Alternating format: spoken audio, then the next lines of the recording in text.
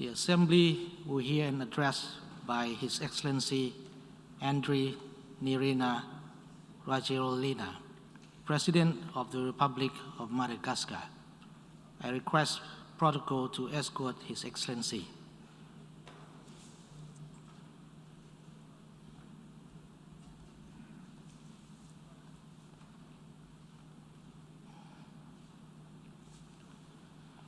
On behalf of the General Assembly, I have the honor to welcome to United Nations His Excellency Andry Nirina Rajoelina, President of the Republic of Madagascar, and to invite him to address the Assembly.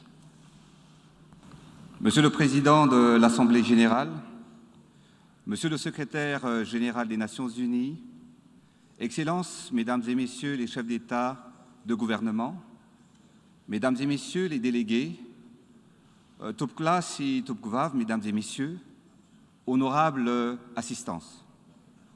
Je tiens avant tout à exprimer un message de solidarité du peuple malagasy à toutes les nations et à toutes les familles qui ont été durement éprouvées par la pandémie de la Covid-19. Et en ces temps particulièrement difficiles, nous réitérons notre soutien et nos engagements au secrétaire général de notre organisation, Antonio Guterres, pour le leadership dont il a fait preuve pour mener notre organisation face à cette pandémie. Pour cette 76e session de l'Assemblée générale, toutes les nations sont réunies ici au cœur des Nations unies pour réfléchir ensemble aux stratégies adéquates pour faire face aux effets de la Covid-19. Notre objectif est de trouver les voies et moyens pour relancer l'économie de l'après-coronavirus. Et le bien-être de nos populations doit être le pivot de toutes nos réflexions. Le thème de notre session, miser sur l'espoir pour renforcer la résilience afin de se relever de la Covid-19, reconstruire durablement, répondre aux besoins de la planète, respecter les droits des personnes et revitaliser l'Organisation des Nations Unies, nous emmène à agir conjointement pour bâtir le monde d'après cette crise à l'échelle multilatérale. Durant les 2 années passées, le monde entier a traversé une période de bouleversement profond qui a fragilisé nos économies, entraînant des impacts sociaux considérables. Dans cette guerre, ce n'est ni des armes, ni des bombes qui s'abattent, mais c'est un ennemi invisible, un virus qui s'est propagé rapidement de pays en pays et de continent en continent. Beaucoup sont tombés. 4 500 000 personnes ont perdu la vie. C'est une douloureuse réalité, un bilan accablant. L'impact sur le marché du travail est terrible. Les chiffres de l'Organisation internationale du travail sont éloquents. 255 millions de personnes ont perdu leur travail à cause de la pandémie.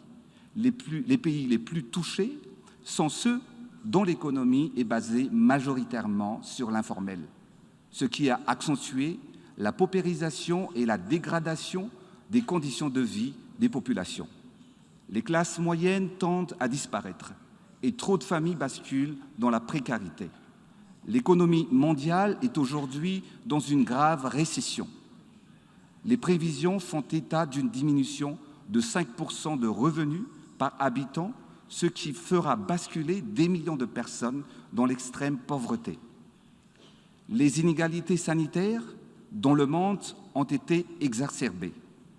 Face à cette guerre, nous avons pu constater que nous n'étions pas tous égaux et certains pays comme Madagascar ont dû faire preuve d'audace et d'ingéniosité. Nous avons misé sur l'intelligence de nos scientifiques et de notre pharmacopée traditionnelle. Nos solutions endogènes furent nos meilleures munitions face à ce combat. Mesdames et messieurs, vous savez ce qui laisse pensif, c'est que quand on parle d'un pays en voie de développement comme Madagascar, c'est toujours le côté négatif et misérable qui est véhiculée et mise en avant sur la scène internationale. Quand on parle du continent africain, on a toujours tendance à noircir la réalité. Il est temps que la perception change. Il faut arrêter de véhiculer ces préjugés et aller au-delà de ces idées reçues. Nous avons constaté que les analyses publiées sur la situation de la Covid-19 prédisaient un cataclysme sanitaire sur le continent africain. Mais finalement, l'Afrique et les pays dits vulnérables ont contredit toutes les prévisions. Ces pays, à l'instar de Madagascar, ont réussi à mieux encaisser l'impact de la Covid-19 et à en tirer du positif. À Madagascar, pour nous relever de cette onde de choc, nous avons décidé d'adopter une attitude optimiste à travers la concrétisation de notre vision de développement. Aujourd'hui, nous sommes en train d'écrire une nouvelle histoire de transformation profonde. La Covid-19 ne nous a pas empêchés de poursuivre les efforts engagés pour rattraper le retard de développement de Madagascar.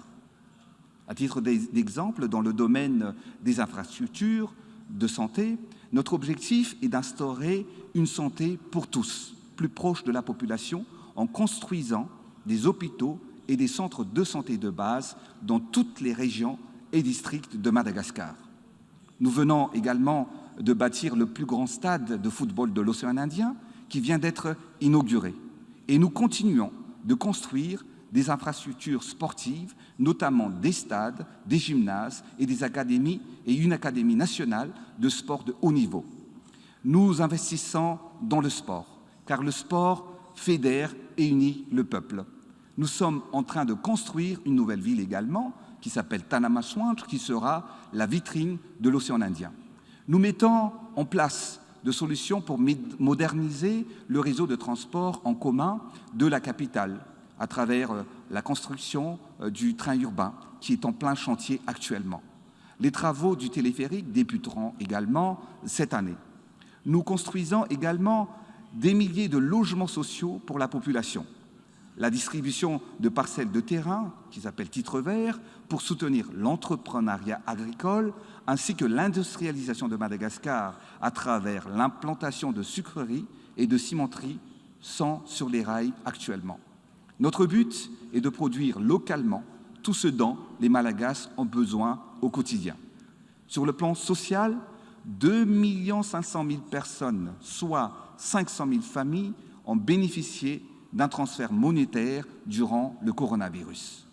La première usine de fabrication d'aliments nutritionnels, NutriSud, pour lutter contre la malnutrition infantile, sera également inaugurée dans une semaine. Madagascar est en pleine construction. Nous avons une vision, des vélins ou engagement, un programme et nous avançons. Le pays entre dans une nouvelle ère. On le constate, on le ressent, une nouvelle génération de leaders animés d'un sentiment patriotique et d'une vision pragmatique impulse le changement. Nous ne sommes pas les amis des sceptiques, mais nous avançons avec détermination avec les partenaires et pays amis qui croient en l'émergence de Madagascar. Excellences, Mesdames et Messieurs, pendant que le monde luttait contre la pandémie de la Covid-19, la crise climatique a aussi frappé de plein fouet. Les tragédies climatiques se sont enchaînées, les séries d'inondations et tempêtes meurtrières en Europe, en Afrique, en Amérique du Nord et en Asie du Sud-Est, mais également les feux de forêt de brousse dévastateurs en Amérique latine, sur la côte ouest américaine, en Australie et sur le continent africain. Parmi les drames causés par le dérèglement climatique, il y a également la hausse du niveau des océans ainsi que l'avancée de la désertification. Madagascar se trouve victime des conséquences du changement climatique. Les vagues de sécheresse dans le sud se font récurrentes. Les sources d'eau se tarissent et toutes les activités de subsistance deviennent quasi impossibles.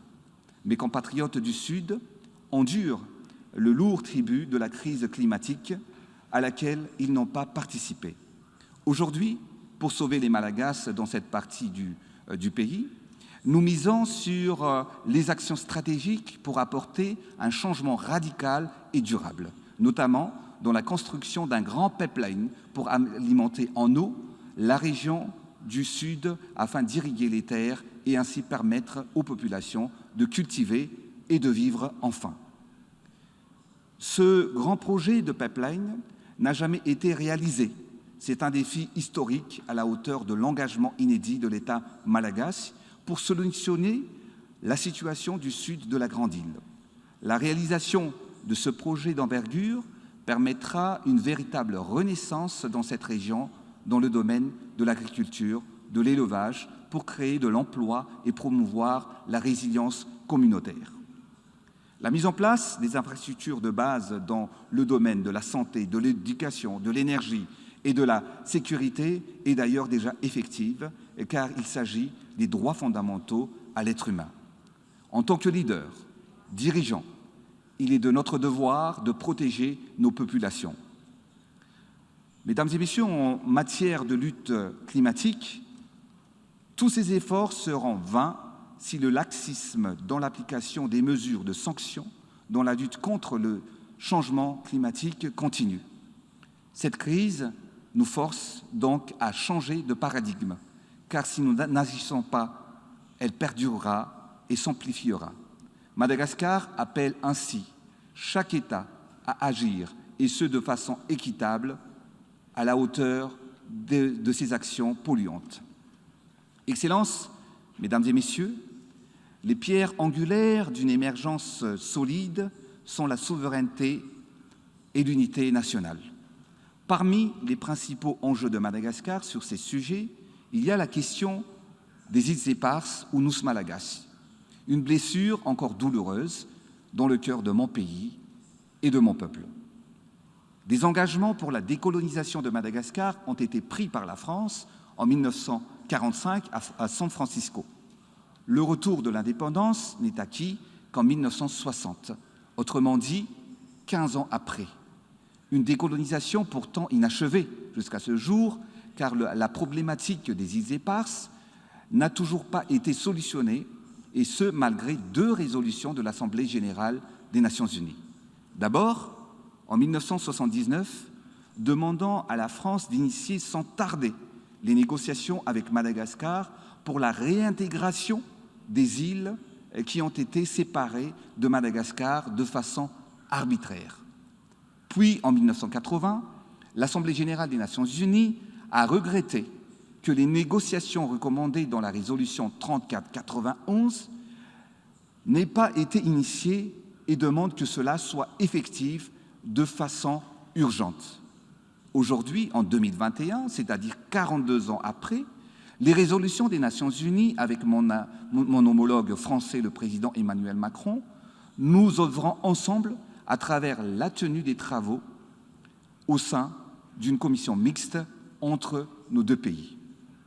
J'ai bonne foi en une issue positive, juste et apaisée de ces travaux.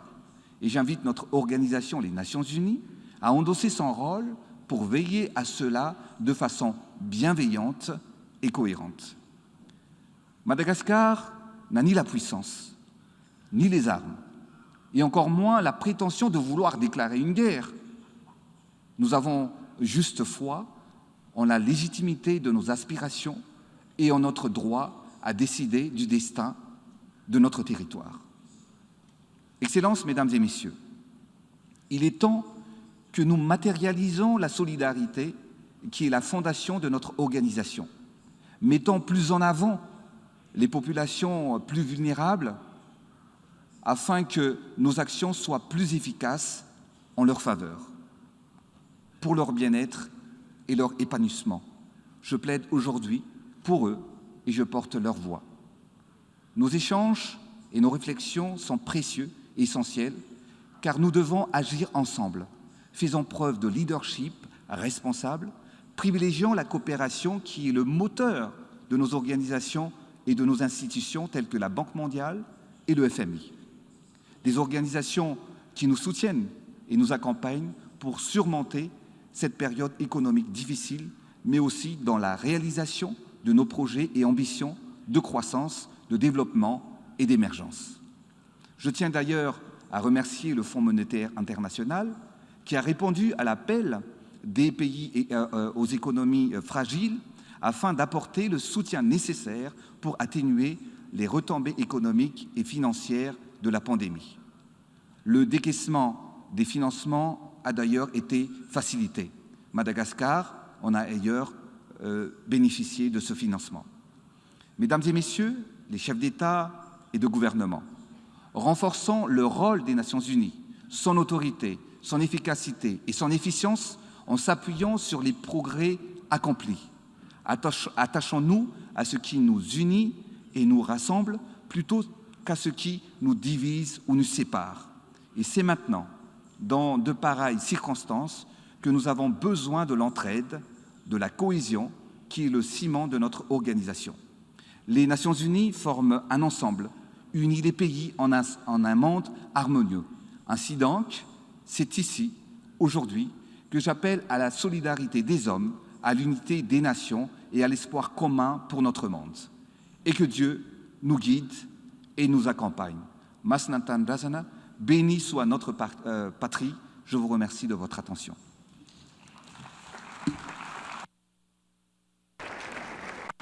On behalf of the General Assembly, I wish to thank the President of the Republic of Madagascar for the statement just made and request protocol to escort His Excellency.